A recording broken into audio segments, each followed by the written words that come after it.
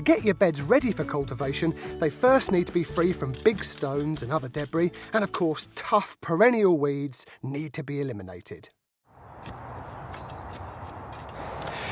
Once you've weeded the area, you need to go in and dig it over to a spade's depth, also known as a spit's depth.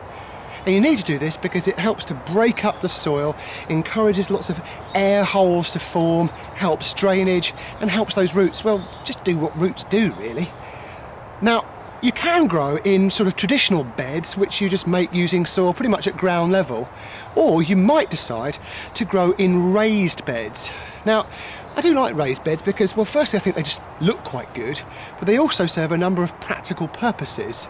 First up, it's easier to actually access your crops.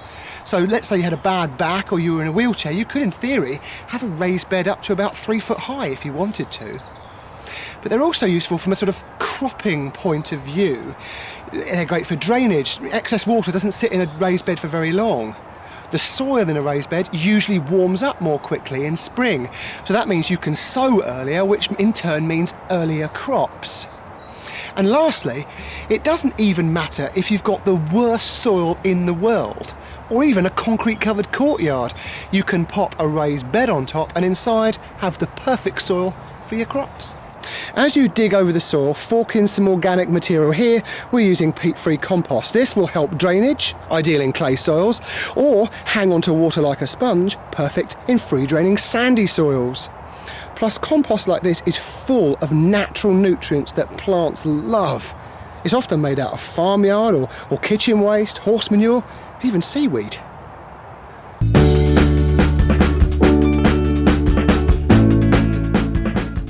If you've got limited space, you can grow lots of fruit and vegetables in pots, baskets and window boxes.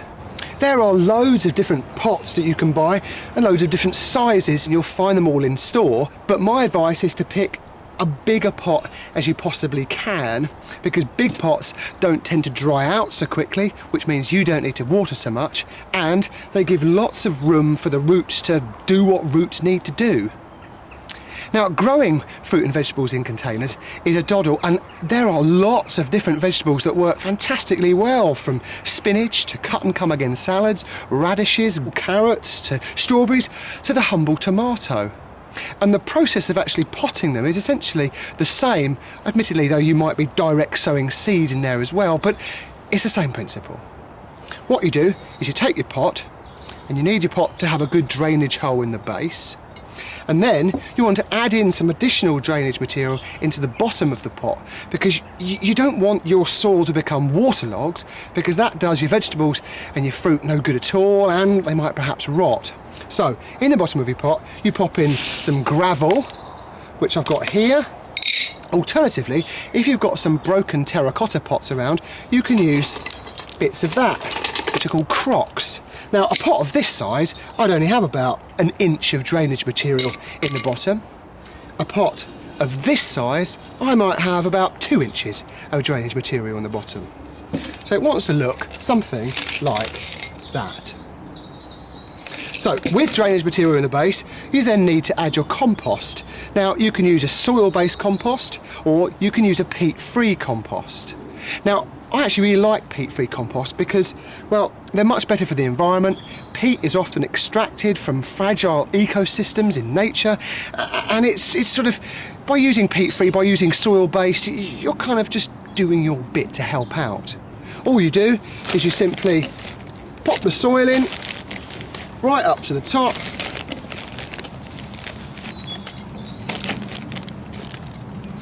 like this.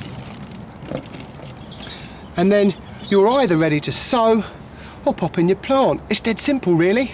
Now, to keep your containers, and importantly your crops of course, looking fantastic throughout the year, don't forget to water really well and feed regularly too. For more information on how to start growing your own fruit and veg, see the other guides to getting started at the end of the film.